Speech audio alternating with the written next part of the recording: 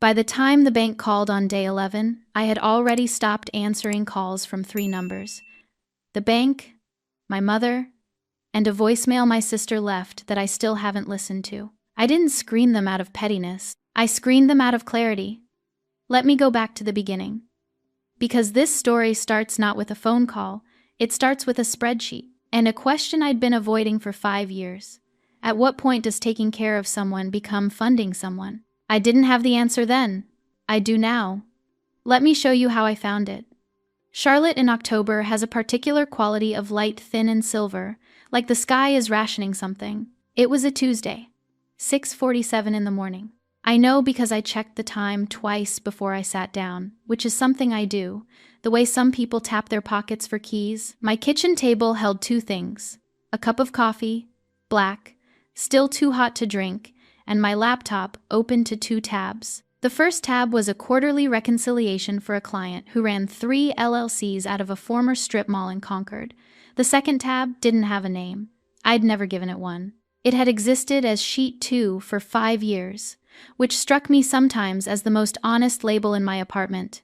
I opened Sheet 2 the way I opened it every first of the month, without drama, without ceremony. Typed in the October figures: Tara's rent, Tara's car insurance, Tara's tuition installment, $4,200. The same number it had been for 3 years, which meant October's entry looked exactly like September's, which looked exactly like August, which looked exactly like every month going back to September 2019. The total in cell B63 read $252,000. I closed the tab, opened the client reconciliation, got to work. The coffee had gone cold by the time I remembered I hadn't drunk it. I wrapped both hands around the mug. The ceramic was cool against my palms, that specific weight, that specific temperature, and something in it pulled me sideways for a moment. Not forward, sideways, into a different kitchen, 13 years old. 3 weeks after my father's funeral. The kitchen on Cedar Street with the water-stained ceiling and the yellow curtains my mother kept saying she'd replace. My father's chair was still at the head of the table. No one had moved it. No one had discussed not moving it. It had simply stayed, and we had all arranged ourselves around the empty space, and that felt like the first decision our family made without him. My mother sat beside me, not across beside. She took my hand. Her grip was steadier than I expected. She said, "Claire, you're the strong one. You always have been, just like your dad." Tara was 3. She was in the next room watching cartoons. She didn't understand what a funeral was.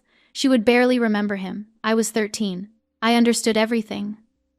My mother squeezed my hand and said, "I need you to help me keep this family together." I said, "Okay." I don't remember if I meant it or if I just knew it was true. I remember saying it. And then I kept saying it, in every way except out loud. For 24 years, I poured the cold coffee down the sink, made a second cup, left for work at 7:04. On the way out, I stopped at apartment 4B. Mrs. Ellington was 81 and had a hip that made stairs difficult, so on Tuesdays I picked up whatever she'd asked for. This week, a carton of orange juice, chamomile tea, and a specific brand of oatmeal, not available at the Kroger nearest us, but available at the one near my office. She opened the door in her housecoat. She looked at the bag, then at me. "You are such a good girl, Claire," I smiled. "Have a good day, Mrs. Ellington." In the elevator, I noted the way I noted things, that no one had asked me what kind of day I was having. Not recently. Not in a while. I wasn't resentful about it. It was just a figure, a number with no column heading. I stepped into the October morning and walked to my car. The break room at Harmon & Associates had one window facing the parking structure and a coffee maker that had produced the same burnt plastic smell for 3 years running. Donna was already there when I arrived at 11:30, reheating something in the microwave. "Jamie finally got a job," she said, without preamble. Donna said most things without preamble. Jamie was her daughter, 31, had been on Donna's phone plan since 2019. "That's good," I said. "I stopped paying it in February." She stirred her container. Took her until April to realize she could handle it herself. I poured my coffee. "She screamed at me for 3 weeks, Donna said, not unkindly. Told me I was abandoning her. Said that's not how mothers are supposed to act. She shrugged once, economical, definitive. Then she got a promotion. I thought, that's different. Tara's situation is more complicated. Tara needs more time. I had been thinking some version of that sentence for 5 years. Donna set down her fork and looked at me with the mild directness she applied to most things. Some people rise when you stop catching them, she said, and some people just need to know you'll always be there, so they never have to find out what they're capable of. She picked up her container and walked out. I stood by the coffee maker, the burnt plastic smell, the parking structure through the window, the particular stillness of a Tuesday in October when nothing has happened yet. I went back to work. My mother called at 12:15 on a Wednesday. I was in my car in the parking garage, eating a sandwich over a paper towel, which is what lunch looks like when you've billed 9 hours before noon. I picked up on the second ring. Habit. Claire? Honey? Her voice was warm in the way it got warm when she needed something a specific warmth, like the heat that comes off an oven right before you open it. How are you doing? Fine, Mom. Busy. Of course, of course. A pause that wasn't really a pause. So listen, Tara found an apartment. A really nice one. Closer to campus, more natural light. The landlord allows cats, which you know she's been wanting. Mom, and the only thing is, her credit isn't quite where it needs to be yet. Which, honestly, whose is at her age? And the landlord is asking for a cosigner with established credit, so I was thinking, no. The word came out flat and immediate, the way a number appears when you hit enter. Not unkind, just complete. Silence on the line. Then, Claire. I'm not going to cosign a lease for Tara. She just needs someone to... I know what she needs, Mom. The answer is no. In the background, I heard movement. Then Tara's voice muffled, directed at my mother. What did she say? And my mother, covering the phone not quite well enough. Just give me a minute. I waited. I looked at the concrete pillar in front of my car. Someone had written B4 on it in yellow stencil. Level B, row 4. I had parked in this exact spot for 2 years and never noticed the stencil until that moment. My mother came back on. Her voice had shifted, still warm, but with something underneath it now, the way a floorboard sounds different when there's nothing solid beneath it. I just don't understand you sometimes, Claire. Tara is your sister. She's trying. She just needs a little more time to get on her feet. And it's not like you're being asked to give her anything, just to put your name. My name is not nothing, Mom. Another silence. Longer. Then, quietly, with the particular exhaustion she had learned to use like a tool. You only care about yourself. You know that? I sat with that for a moment. Not because it hurt, because I wanted to be precise about what I was going to say next. I'll talk to you later, Mom. I ended the call, set the phone on the passenger seat, looked at the B4 stencil. I want to be precise about what I felt in that moment. Not rage, not even satisfaction. Something colder than either. Something that felt, for the first time in 5 years, like accuracy. I sat in that parking garage for 8 minutes. I know because I watched the clock on my dashboard. Then I picked up my phone and opened the autopay app. The list was there the way it was always there, the way some things are so familiar they stop registering as a choice.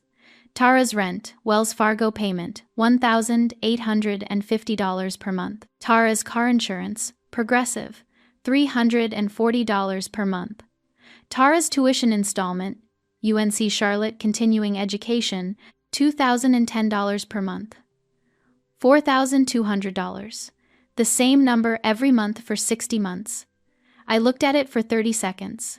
Then I started canceling, one line at a time. The app asked me to confirm each cancellation, which I did, which is the kind of design decision that feels like a formality until the moment it doesn't. Cancel, confirm, cancel, confirm, cancel. Confirm! I set the phone on the passenger seat. Looked out the windshield at the parking structure, the concrete, the yellow lines, the fluorescent light that had been flickering on the far end of the row for as long as I could remember. I started my car. I drove back to the office. I billed 4 more hours before 5 o'clock. That night I made pasta from scratch, which I hadn't done in longer than I could account for. I stood at the stove and stirred and didn't think about very much. I set one place at the table. I put my phone face down on the counter. Not dramatically, just because I didn't need it near me. I ate. I could taste the food. That sounds like a small thing. It wasn't. The apartment was quiet in a way it hadn't been in a while, and I sat with that quietness and tried to identify what it was made of. Not emptiness. Something else. The specific texture of a room where nothing is owed yet. I washed the dish. Went to bed. I did not call my mother back. I did not listen to the voicemail Tara left at 9:43. I would not listen to it for 11 days, and by then it would no longer matter what it said. On the third day, Tara left a voicemail. I listened to it once, standing in my kitchen at 7 in the evening with my coat still on, groceries on the counter. Her voice was careful, not angry yet, still in the register of confusion, the way a person sounds when they're trying to leave a door open in case they've misread something. Hey, Claire, so I went to pay my rent and it's saying the automatic payment didn't go through? Which is weird. I'm sure it's just some bank thing, but can you check your end and let me know? I need to have it sorted before Friday or there's a late fee, so... A pause. Then, softer, thanks. I listened to it once. I set the phone down. I took off my coat. I put the groceries away, item by item, in the order they came out of the bag. Eggs on the second shelf. Milk beside them. The good cheese, the kind I'd bought for myself. Nobody else in the drawer on the left. Then I sat down at the kitchen table. I opened my laptop. I opened a new document, not sheet 2, not the client file, something completely new, a blank page with no history. I typed day into cell A1. I looked at it for 3 seconds. Then I closed the laptop. Because some things don't need to be tracked. Because the tracking had been the problem, or part of it. Because a woman who has kept records for 5 years can recognize, when she finally pays attention, the difference between documentation and devotion, and this, whatever this was, did not need a column heading. I did not call Tara back. I made dinner. I went to bed before 10. I slept without waking up once, which hadn't happened in longer than I could remember, and which struck me in the morning as a data point worth noting even if there was no spreadsheet left to put it in. On the 5th day, my mother called. I was washing the breakfast dishes when the phone lit up on the counter. I watched it ring the way you watch a light change at an intersection present, noting it, making a decision. I let it go to voicemail. Then I set the phone face up and turned the faucet on and kept washing. Her message played on speaker while I worked. A sigh, first deliberate, the kind that requires breath control, and then her voice, lower than usual, pitched to sound tired rather than angry. Claire? Tara says something went wrong with the payments again. She's worried about her lease. You know how she gets when she's stressed. Just call me back when you get a chance. This is important to me. I hope you know that. The water was running. I turned it up a little. Not enough to drown her out. Enough to put some distance between her voice and the place where I kept things that mattered. I heard every word. I heard the sigh and the pitch and the word again that was doing more work than it appeared to be doing. I heard you know how she gets, which I did know, and which was exactly the point. I finished the dishes, dried my hands, did not call her back. There is something people don't tell you about going quiet on someone who expects noise from you. They expect the noise the way they expect gravity as a given, as a law, as something that just is. When the noise stops, they don't immediately think, she's made a decision. They think, there's been an error. There's a technical problem. Something has malfunctioned. It takes a while for the absence to register as a choice. My mother and Tara were still in the malfunction phase. I knew it wouldn't last. On the 7th day, Donna stopped me in the break room. Did you do something different? She said. She was looking at me the way people look at a room after the furniture has been rearranged. Something had changed, but the specifics weren't landing yet. Different how? I don't know. She studied me. Your hair? My hair is the same. She poured her coffee. You look different. I considered this. I canceled a subscription, I said. Which one? Several. She looked at me over the rim of her mug. Something moved across her face, not quite recognition, but its first cousin. Then she nodded once and walked back to her desk, and that was that. I stood in the break room for a moment after she left. The burnt plastic smell from the coffee maker. The window facing the parking structure. The particular quality of a Wednesday in October that felt, for the first time in a long time, like mine. I had not been seen in that way, the way Donna had just looked at me in longer than I could account for. I don't mean observed. I was observable. I showed up. I delivered. I was the person the client called when the numbers didn't reconcile. The person Mrs. Ellington trusted with her chamomile tea. The person my mother had been relying on since the kitchen on Cedar Street. I was seen in the way useful things are seen, with gratitude and without attention. This was different. Donna had looked at me and noticed something had changed. She hadn't asked me to explain it or reverse it. She'd just noted it, the way you'd note weather. I went back to my desk. I billed 6 hours. At 5:30, I drove home through the city in the late afternoon light, which in October comes at an angle that makes everything look briefly like it was worth something, and I turned on the radio. Instead of running through the week's tasks in my head, which was not a thing I normally did, and I noticed I was doing it, and I kept doing it anyway. At home I made soup. Real soup, not the canned kind broth from scratch, the kind that takes an hour, the kind I hadn't made since before I could remember what since meant. I stood at the stove and stirred and watched the steam, and let the apartment fill up with something that smelled like deliberate effort, like a person choosing to feed herself on purpose. My phone rang twice that evening. My mother at 8, Tara at 9:12. I was reading when they called. I let them go to voicemail. I didn't listen to the messages that night. What I had begun to understand slowly, imprecisely, the way understanding tends to arrive when you're not pushing it, was this. I had spent 5 years making myself available, not in the emotional sense, though that too, but in the literal, operational sense. My phone was always on. My account was always accessible. My name was on forms. I was a resource with a contact page that had never been taken down. Taking it down was not, it turned out, a dramatic act. It was quiet. It was a series of small non-responses in a row, each one slightly easier than the last, the way compound interest works in reverse, not faster, just steadier. By day 7, I had returned 0 calls. I had answered 0 texts. I had not gone back. I finished the soup. I washed the pot. I sat by the window for a while and watched the street below, the October dark settling in around the streetlights, and I thought about what Donna had said 5 days ago. Some people just need to know you'll always be there, and I turned it over the way. You turn something over when you're not sure yet, if it's a question or an answer. I went to bed at 10:15, slept through until 6. Day 8. Day 9. The numbers kept moving, even without a spreadsheet. On the 9th day, I drove to Kroger and didn't go in.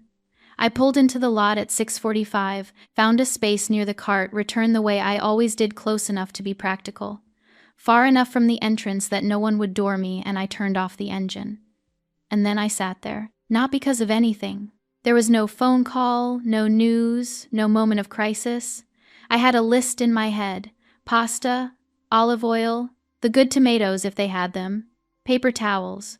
I had time. The store was 20 feet away. I sat in the car and looked at the entrance and did not move. The Kroger parking lot at 6:45 on a Thursday in October is not a place anyone has ever written about. The light is the yellowish white of fluorescent tubes struggling against the early dark. Shopping carts drift in loose formation near the median. A woman ahead of me loaded reusable bags into a Subaru while her daughter, maybe 6, swung on the cart return handle and sang something private to herself. I watched all of this and thought, I have no idea who I am when I am not solving someone else's problem. Not as a dramatic realization. Not as something that arrived with weight or music. More the way you notice, mid-sentence, that you've mispronounced a word your whole life, a quiet, internal correction with no audience. I looked at my own face in the rearview mirror. I did this infrequently, on principle. The way I did most things that didn't have a clear operational purpose. My face looked the same as it always did. 37 years old. Hair that needed a trim. The particular expression I apparently wore when I wasn't performing any particular expression, which I realized, looking at it, I had never paid much attention to. I tried to think of the last time I had done something that was not, in some way, connected to someone else's need. The oatmeal for Mrs. Ellington. The quarterly reconciliation for the Concord client, the Tuesday calls to my mother, the transfers on the 1st of every month, the cosign on the auto loan 3 years ago, which I had done without being asked twice, because Tara's credit wasn't where it needed to be, and the request had made a certain kind of logic, the same logic every request had made. The logic that said, you can, so you should. I sat in the parking lot for 11 minutes. I know because the clock on my dashboard told me. Then I went inside and bought exactly what I wanted. Not what the list said, I'd forgotten the list. I bought the good tomatoes and the expensive pasta, and a bottle of wine I'd been meaning to try for 3 months, and a bunch of flowers, because the bucket of them near the entrance was there, and I had never once bought myself flowers from a grocery store, and it seemed like an appropriate day to start. I drove home. I cooked. I ate slowly, which was new, and the food was good, which was not new but felt new. On the 11th day, a number I didn't recognize called at 2:37 in the afternoon. I picked up. I was at my desk. It had been a quiet morning and I was finishing a reconciliation that was going well. Is this Claire Sutton? A professional voice. Pleasant. Reading from something. It is. This is Cornerstone Bank, calling regarding an auto loan account ending in 4471. We're showing a missed payment and we have you listed as a co-signer of record, so we're reaching out. I think you have the wrong number, I said. I ended the call, set the phone down, looked at my screen. I want to be precise about what happened in the 30 seconds after that. Not satisfaction. Satisfaction would have been too warm for what it was. Something cooler. The specific sensation of saying a true thing so cleanly that it didn't require any follow-up. I said wrong number and hung up, and then I sat very still for a moment, because I realized that phrase was exactly what I had been saying to myself for 5 years. Wrong number, wrong conversation, wrong version of who I was supposed to be.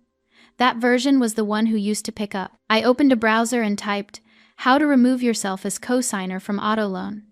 I read for 12 minutes. The news was not convenient, but it was clear. Removing a cosigner required either the primary borrower to refinance in their own name or the loan to be paid off in full. It could take 60 to 90 days minimum. It required Tara's cooperation, which was not guaranteed. It was not impossible. It was just work, and work I could account for. I opened the Notes app on my phone and typed, Auto Loan Co-Sign Removal Research Lenders. Contact Cornerstone Monday. I set a reminder. Then I went back to the reconciliation. At 5 o'clock, I packed up and took the elevator to the lobby. There was a thing I had learned about difficult information over the years, working with numbers that didn't add up. The first step was always to get the actual figure, not the approximate, not the estimated, not the one you'd been avoiding looking at, the real number. Once you had it, you could plan. Before you had it, you were just carrying weight without knowing the load. 60 to 90 days. Fine. I had carried $4,200 a month for 60 months. I could manage 90 days.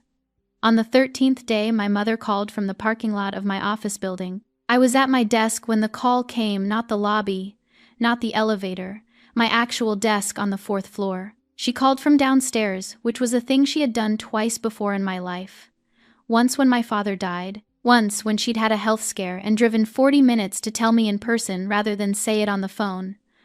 Both times I had gone down. She said, Claire, I'm outside. Come down and talk to me. I looked out the window.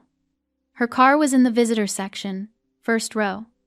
She was in the driver's seat. I could see the shape of her through the windshield, the specific posture she had when she was waiting to be right about something. I looked at her for a moment. The October sky behind the parking structure, the yellow lines on the asphalt, the fluorescent light at the far end that had been flickering since the beginning of the year, and that nobody had fixed, and that I had stopped expecting anyone to fix. I said, I'm in the middle of something, Mom.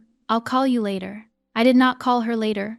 What I understood, sitting back down at my desk and returning to the spreadsheet in front of me, was that there is a difference between absence and abandonment, and that the difference is internal. It lives in the intention of the person who leaves, not in the experience of the person who stays. My mother had driven 40 minutes to sit in my parking lot. That was real. That mattered to her. And I still did not go down, because going down would have meant one more negotiation in a language I was no longer willing to speak. The reconciliation balanced on the first try that afternoon. It almost always did. I was good at this, finding the number that explained the gap, naming what was missing, closing the account. I was beginning to understand that I was good at other things too. On the 15th day, my mother stopped calling. Not forever, I knew that. The way you know certain things without needing evidence, the way an accountant knows a column that hasn't been reconciled yet, is not a column that's disappeared. But for 4 days she went quiet. No calls at 7:15, no voicemails at noon, no texts at 9 in the evening that began with just checking in and ended with something that wasn't just checking in. 4 days of nothing. Tara sent one text. Day 16, at 11 in the morning. I guess we know where your priorities are. I read it. Set the phone on the kitchen counter. Looked at it the way you look at a statement you've already reviewed, and don't need to review again. That was all. On the 15th day, I went for a run. The first time in 2 years I knew the number exactly, because the last time had been October of the year before, a single attempt that lasted 14 minutes before my right knee reminded me of a decision I'd made in my 20s. This time, I did not think about my knee. I put on the shoes I'd kept at the back of the closet, and I went out into the October morning and I ran. Charlotte in mid-October, early, before the city has committed fully to being awake. The light comes in low, and the air is cool without being cold, and the leaves are doing what they do in October, which is fall in the way that looks like intention, not decay. Exactly. More like a decision being made in slow motion. I ran past the coffee shop on Davidson that I'd been meaning to try for 8 months, past the pocket park at the end of Clement, where 2 older men were playing chess at the concrete table, jackets on, unhurried, past the elementary school with its chain-link fence, and the painted handprints in red and yellow and blue running the length of the front wall. I ran for 26 minutes. I know because I looked at my watch when I got back to my building, which is also something I do note the number. File it somewhere. Standing outside my building, breathing hard, I tried to identify what I was feeling. Not happiness exactly. Happiness is round and warm and tends to announce itself. This was something more structural, the sensation of having used a thing correctly, of having been the right size for the container I'd put myself in. I went upstairs, showered, made coffee, sat by the window and watched the street and thought, for the first time without qualification, maybe this is over. The thought had a different texture than I expected. Not triumph. More like an audit that's come back clean. The relief is real, but what it mostly means is that you can move on to the next thing. I had a next thing. Several. The cosigner removal was in process. I'd spoken to someone at Cornerstone on Monday. They'd walked me through the refinancing requirements, and I'd sent the information to Tara's email without comment. Just the forwarded details and the words, "This will need to happen." I did not know if she would act on it. That was not, strictly speaking, my problem anymore. I had done what I could do from my side. The rest was arithmetic she would have to solve herself. For 4 days I read in the evenings. I tried the coffee shop on Davidson. I called Mrs. Ellington on a Thursday just to check in, not because she'd asked me to, and we talked for 22 minutes about her daughter in Savannah and a television show I'd never seen, and the proper way to make biscuits from scratch, which apparently I'd been doing wrong my entire life. I went to sleep when I was tired. I ate when I was hungry. It was the 19th day when my mother texted. She had tried calling twice that afternoon, once at 3, once at 5:15. I'd let both go. I was in the middle of something at 3 and I was making dinner at 5:15, and neither of those things felt like sufficient reason to stop.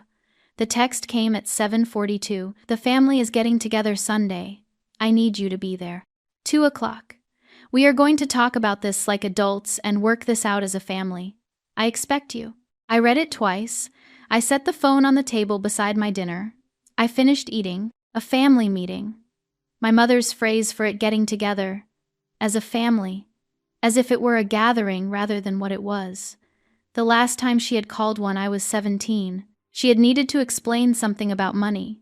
Something involving my college savings account. And a short-term situation that had seemed urgent, and had resolved itself in the way short-term situations sometimes did, which is to say that it didn't, entirely, and I went to a state school instead of the one I'd wanted, and my mother brought me a plant for my dorm room and told me state schools were just as good, which was something she believed and I eventually chose to believe too, because the alternative was not something I had the energy for at 17. The college savings were never replaced. That had stopped mattering. I had made my own way with what I had, which is what I did with most things. I looked at the text again. I expect you. There was a version of me, the version who had picked up the bank's call on day 11.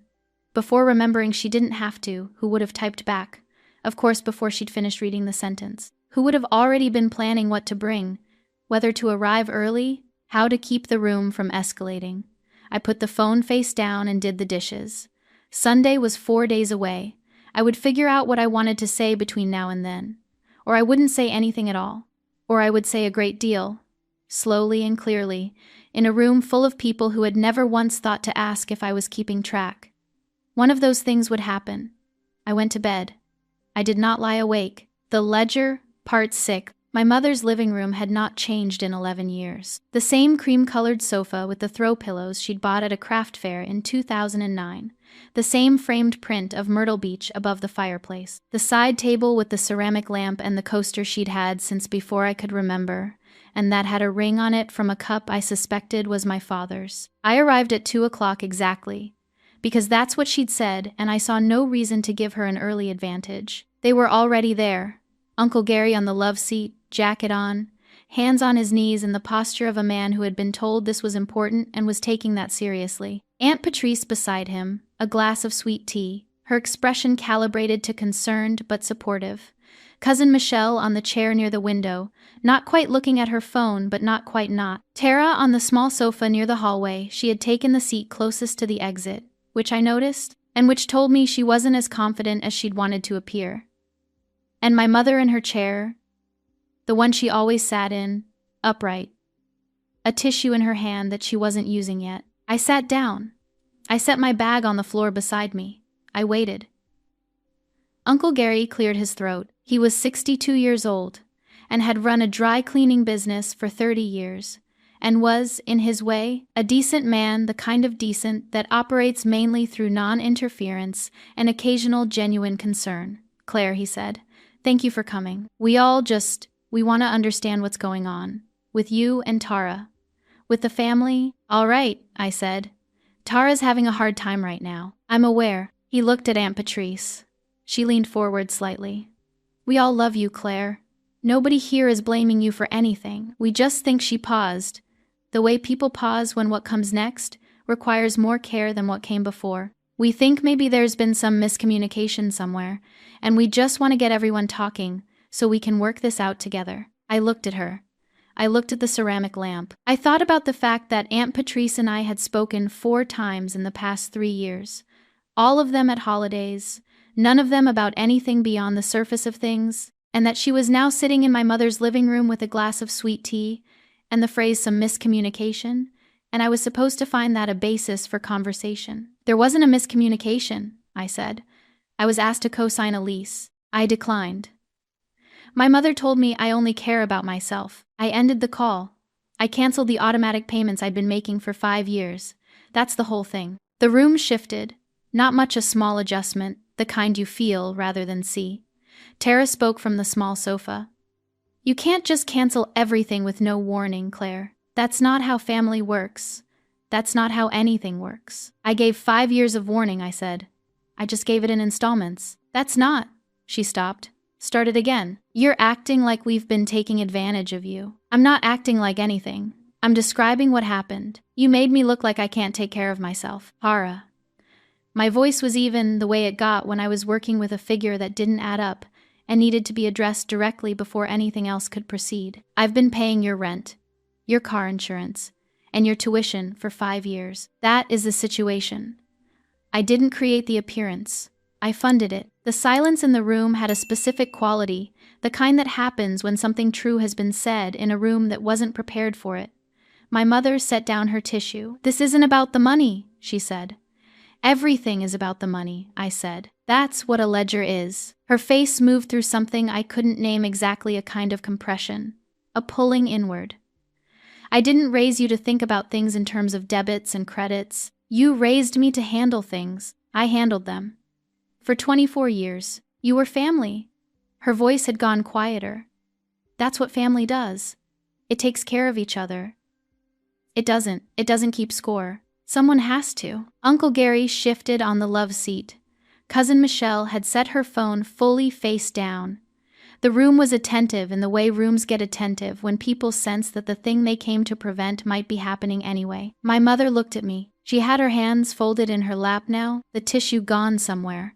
When she spoke again, her voice was the voice she used when she decided that a direct approach was the only one left, not cruel, but deployed. The way a tool gets deployed. "I have tried," she said, "to understand what I've done that made you this way." I waited. Tara knows how to love people. She said this without hesitation, the way you say a thing you've been thinking for a long time and have finally stopped editing. She's not perfect. She needs help sometimes. But she loves people. She shows up. She calls. Her eyes were on me. "You just know how to count." The room went very still. I looked at the floor. 12 tiles between me and the front door. Off-white ceramic, slightly irregular at the grout lines, the same tile she'd had put in when I was in high school, and she'd done the kitchen and the hallway at the same time because the contractor gave her a deal if she did both. 12 tiles. The thing about that sentence, "you just know how to count," is that it would have been easier if it were simply cruel. Cruelty you can file. You can put it in a column, label it, account for it. What she'd said was something else. What she'd said was the thing I had been afraid of since I was 13 years old, and nodding at a kitchen table while my father's chair sat empty at the head of it. The fear that all this time, all these years of handling and managing and showing up in every way except the warm ones, had confirmed something about me rather than disproved it. That I was efficient where I should have been loving. That I knew the price of everything and the cost of nothing. I sat with that for the length of time it takes to count 12 tiles. Then I picked up my bag. I stood. I looked at my mother, and I looked at Tara, and I said, with the same voice I used to close a reconciliation, "I'll be in touch." I walked out. I did not slam the door. There was no door slamming in me. I walked to my car in the pale Sunday afternoon light, and I drove home, and I did not turn on the radio, and I parked in my usual space, and I rode the elevator to my floor, and I let myself into my apartment, and I sat down on the couch without turning on the lights. The apartment was dark. The street outside the window was its usual Sunday evening self, a few cars, a dog walker, the corner store's neon sign in red and white. Normal things, continuing to be normal. My phone was in my hand. I don't remember taking it out of my bag. My mother's name was at the top of the recent calls. It would take 4 taps to call her back. I knew the number of taps the way I knew most things precisely, automatically, without having to think about it. The part of me that had said okay at 13 was very loud right now. It had been quiet for 19 days, and now it was present in the way an old system makes itself known when you've tried to shut it down. Not gracefully, not all at once, but in accumulated small noises, all of them asking the same thing. What if she's right? What if you come back? What if you say the right thing? And this all goes back to the way it was, and the way it was wrong, in ways you couldn't stand, but at least it was something you understood. I looked at my mother's name on the screen for a long time. Then I set the phone on the far end of the couch, the end I never sat on, the end that functioned as a surface for mail and books and things I didn't know what to do with yet. I lay down where I was. I looked at the ceiling. The room was dark, and the street noises came through the window the way they always did, muffled, continuous, without particular meaning. I did not call her back. I did not sleep either. Not really, not the full kind. I lay on the couch in my coat until 2 a.m. and thought about my father's chair, and 12 tiles and a sentence I couldn't decide whether to forgive yet. Then I got up. I went to the kitchen. I made tea. I sat down at the table. The laptop was closed on the other side of it. I looked at it for a long time before I opened it. I woke at 4:23 and knew immediately I wasn't going back to sleep. This was not unfamiliar. In the weeks after my father died, I woke at odd hours and lay in the dark and did the thing I'd been doing since 13, which was to take stock of what needed doing and in what order. Lists were steadying. A list meant you knew what you were dealing with. A list meant the problem had edges. I got up. I didn't turn on many lights. The kitchen lamp, the one over the table, which made a small yellow circle and left the rest of the apartment in the gray before morning. I made coffee. I sat down. I opened the laptop, not the client file, not the new document I'd started. I opened sheet 2. I had not looked at it since the day I canceled the payments. I had opened it that morning in October the way I'd opened it every month for 5 years. Typed in the figures, noted the total, closed the tab. That was the last time. I had not gone back. I went back now. September 2019. The first entry, I remembered that month clearly. Tara had been enrolled in her second attempt at a degree program and needed the apartment off campus because the dorms, she said, were too loud to study in. I had thought, that's reasonable. I had set up the autopay without asking how long it would run. I read forward, month by month. The numbers didn't change.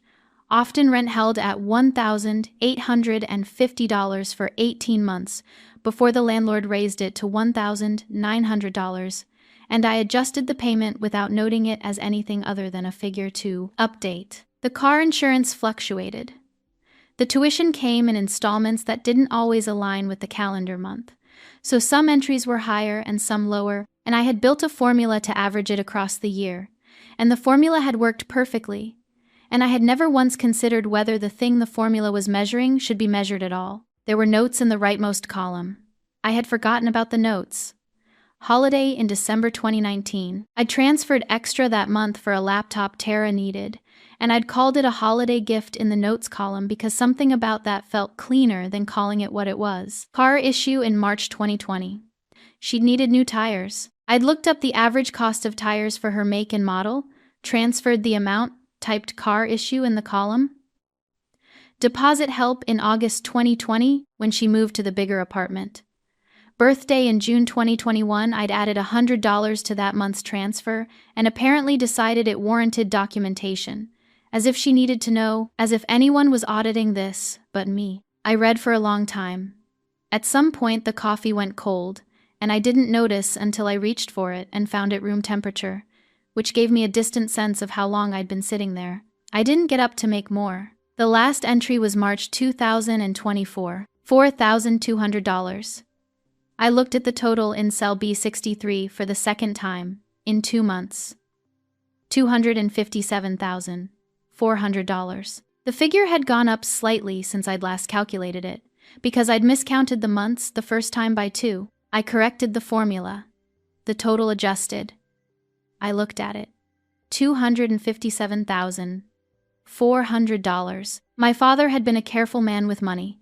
Not wealthy, he worked in inventory management for a regional hardware chain, which paid well enough for a family of 4 in a mid-sized city, and he kept a ledger in a green hardcover notebook that I had found once in the desk drawer and looked through and put back without saying anything.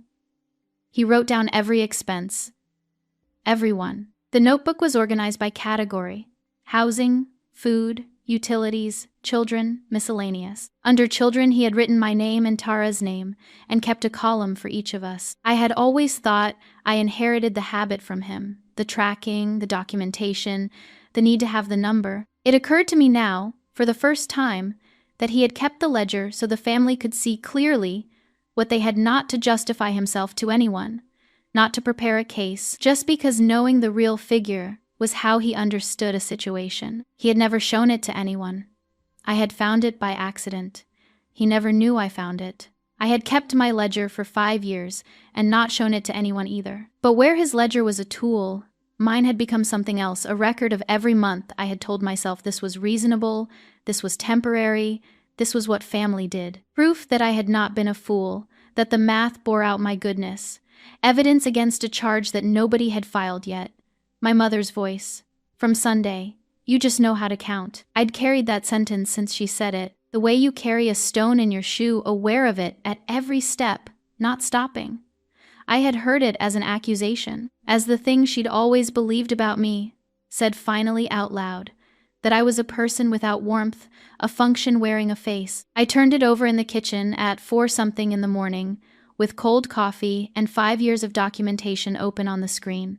Yes, I thought, I do know how to count. I have been counting since I was 13 years old, sitting in a kitchen on Cedar Street, while my mother held my hand, and the chair at the head of the table was empty, and I said okay, because someone had to say something. I have been counting because someone in that family had to, because the alternative was not counting, and not counting meant not knowing, and not knowing meant whatever was coming would arrive without warning. I knew how to count. I had never once, in 24 years, turned the count toward myself. Never added a column for what was owed to me. Never ran the formula that went Claire's time, Claire's credit, Claire's name on the forms, Claire's college savings, Claire's Tuesday calls, Claire's oatmeal delivery to 4B. What does that total? And who is carrying it? And has anyone ever asked? I closed the spreadsheet. I opened a new document. I sat there for a moment. Hands on the keyboard, the small yellow lamp. Charlotte still mostly dark outside the window, except for the occasional light going on in an apartment across the street, someone else also awake at this hour, for reasons of their own. I began to type. It took 40 minutes. Not because I didn't know what I wanted to say, I knew exactly. It took 40 minutes because I was precise, and precision requires time, and this was perhaps the most important document I had ever drafted, and I was not going to get it wrong. When I was done, I read it back once, made 2 small edits, read it again. I picked up my phone and texted my mother. If you want to do a family meeting, I'll be there. Saturday works. I set the phone down. The window was getting lighter, that particular gray, before the gray becomes color. I picked up the coffee mug, registered that it was cold, set it back down. I went to the corner of the room where I kept the printer. It jammed on the second page.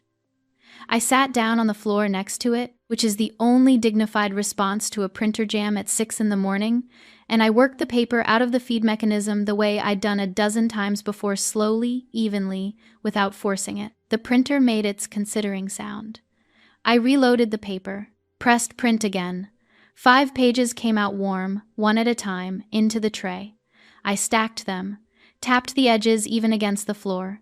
I held them for a moment, warm paper, the particular weight of something you've made, and then I set them on the kitchen table and went to take a shower.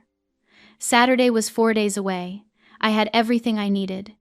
I arrived at 2 o'clock exactly, the same as the Sunday before, because precision was a habit I had no particular reason to break. The living room had the same people in it, more or less. Uncle Gary, Aunt Patrice, Cousin Michelle, who had put her phone fully away this time, which I noted, Tara on the small sofa near the hallway, and my mother in her chair, upright, her hands folded in her lap. The tissue from last Sunday was gone. She looked tired in a way she hadn't the week before, not the performed tiredness she sometimes wore when she wanted to be asked about it, but the real kind, the kind that doesn't improve with an audience. I sat down. I set my bag on the floor. I took out the folder. No one said anything. I want to read something to all of you, I said. I opened the folder. I found the first page, September 2019. Taras ren, 1,850. September 2019. Tara's car insurance, $340. September 2019. Tara's tuition installment, $2,010. The room waited. I think they were waiting for context, for a frame, for me to say what this was. I didn't. I turned to the next line. October 2019. Tara's ranked $1,85. October 2019. Car insurance, $340. October 2019. Tuition, $2,010. Uncle Gary's hands shifted on his knees. Aunt Patrice looked at my mother and then looked away. November 2019. Rent $1,850. Insurance $340. Tuition $2,010. November 2019 additional. Deposit assistance for the Cedar Mill apartment $600. Note, deposit help. I read slowly. There was no reason to rush. The figures were the figures, and they were not going anywhere, and I had been precise about them for 5 years, and I intended to be precise about them now. I read through 2020. The car insurance went up in the spring. I noted the exact figure.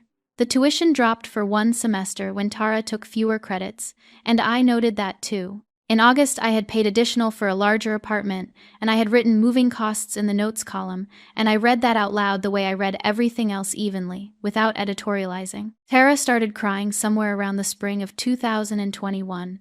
I heard it before I saw it, a change in her breathing, a specific quality of quiet that is different from ordinary quiet. I looked up once, briefly. The way you look up from a document to confirm the room is still there. She had her hands in her lap and her head slightly bent, and I looked at her for 2 seconds and looked back down at the spreadsheet. I kept reading. My mother looked at the table. She had looked at the table since somewhere in 2020, and she kept looking at it, and she didn't speak. I had expected her to speak. She didn't. I finished page 4. I turned to page 5. October 2023. Rent $1,900. Insurance $352. Tuition installment $2,010. October 2023. Additional copay assistance for Tara's medical visit $85. Note, doctor. I read the last entry. March 2024. Rent $1,900. Insurance $352. Tuition installment $2,010. I turned the page over. Total 25,700美元. I closed the folder. I set it on the end table beside my chair. I put my hands in my lap. I'm not asking for it back, I said. I'm not making an argument. I'm not asking anyone to agree with me or apologize or change how they've thought about any of this. I read it because everyone in this room was here last week, and I wanted everyone in this room to know what the situation actually was. No one spoke. I looked at my mother and then at Tara, and I kept my voice at the same level it had been for the previous 11 minutes. I love both of you. I'm not ending this family, but I need to tell you 3 things, and I need you to hear them without responding until I'm finished. My mother looked up from the table. I won't be providing financial support to anyone in this family going forward. Not a cosign, not a transfer, not a loan. If that changes, I'll say so. But right now, that's where I am. I paused to let it settle before the next one. When someone in this family tells me I only care about myself, or that I don't know how to love people, that's the end of the conversation. I'll leave. Every time. Another pause. And I'll call when I want to call. Not when there's a crisis. Not when someone needs something. When I want to. The room was very quiet. That's it, I said. Those are the 3 things. I'm not negotiating them, and I'm not explaining them further than I already have. They're not punishments. They're just how things are going to work for me from here. My mother had been looking at me since I started the 3 things. And she kept looking at me. And something in her face was doing the slow, private work of a person who has received information that cannot be unreceived. Not anger. Not the weaponized sadness from last Sunday. Something older than either of those. She said, I didn't know. 2 words. No performance in them. I looked at her. I didn't know it was that much, she said. Claire, I genuinely didn't know. I believed her. That was the hardest part. Not the 11 minutes of reading, not the 3 conditions, not the folder in my lap. The hardest part was believing her, and knowing it didn't change the math. She had not known. She had raised 2 daughters and watched one of them carry the other for 24 years, and she had genuinely not noticed. And I believed that, and it explained a great deal, and it also explained nothing at all. I know, I said. Tara didn't speak. She had her hands flat on her knees, and she was looking at the middle distance of the room, somewhere between the floor and the wall. And I looked at her for a moment, my sister, 27 years old, 3 years old when our father died, who had grown up in a family where someone always caught her before she landed. And I didn't say anything to her because I didn't have anything to say that the reading hadn't already said. Uncle Gary quietly excused himself to the kitchen. I heard the tap run. Aunt Patrice put her hand on my mother's arm. I picked up my bag. I stood. My mother said, Claire. I waited. She said, I'm sorry. Just that. Nothing attached to it. No explanation. No defense. No request folded inside. I looked at her for a moment in her chair, the cream-colored sofa behind her, the print of Myrtle Beach above the fireplace. The coaster with the ring I had always suspected was my father's. I know, I said. I left. I did not slam the door. I walked to my car in the January afternoon. It was colder now than it had been in October. The bare trees and the pale sky and the smell of someone's fireplace somewhere on the street. And I drove home, and I cooked dinner, and I went to bed, and I slept. 3 months later, on a Sunday in January, I made coffee and sat by the window and watched the street wake up. My laptop was open on the work spreadsheet. Sheet 2 was still in the files. I hadn't opened it since the morning I'd read it at 4 in the morning, and I didn't open it now. I didn't need to anymore. The account was closed. Michelle texted in February to say Tara had moved back to our mother's house. A pickup truck, boxes, a mattress wrapped in plastic on a Saturday afternoon. The neighbors, apparently, had things to say. I read the text in the break room at work, and I made a note of it the way I used to make notes of everything. And then I closed that document and didn't open it again. My mother sent me a photograph in March. A flower from her garden, close up, the light coming in from the side. No text. Just the image. I looked at it for a moment. I set the phone down. I finished my coffee. The apartment was quiet, in the way it had been getting quieter for 3 months. Not empty. Not the absence of something, but the presence of something I was still learning to name. Not lonely. Something you could sit inside without needing to fix it, or explain it, or make it productive.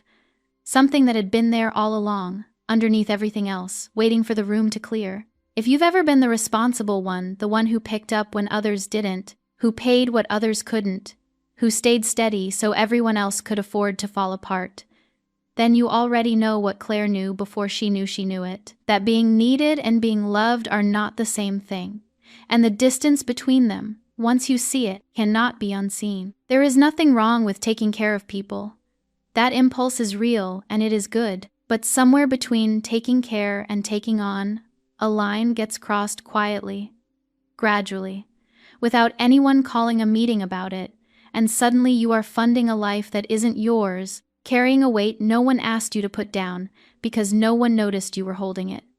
The question Claire had to answer is the same one that may be sitting with you right now. When does generosity become a substitute for the harder conversation? When does keeping the peace cost more than the peace is worth? What she discovered, in a parking lot and at a kitchen table at 4 in the morning and finally in a living room full of people who had never counted, is that forgiveness and return are not the same thing either. She forgave her mother. She did not go back to the arrangement that had required forgiving. That distinction, loving someone and refusing to be diminished by them, is not selfishness. It is, in fact, the only way love stays honest over a long period of time. If any part of this story felt familiar to you, sit with that for a moment. Think about the last time someone asked what you needed, not what you could give. Think about whether you've ever kept a ledger of your own, not in a spreadsheet, but in the quiet part of yourself where you know exactly what you've given and have never once been asked. What would it mean to finally close that account? And what might be waiting for you in the room that's left?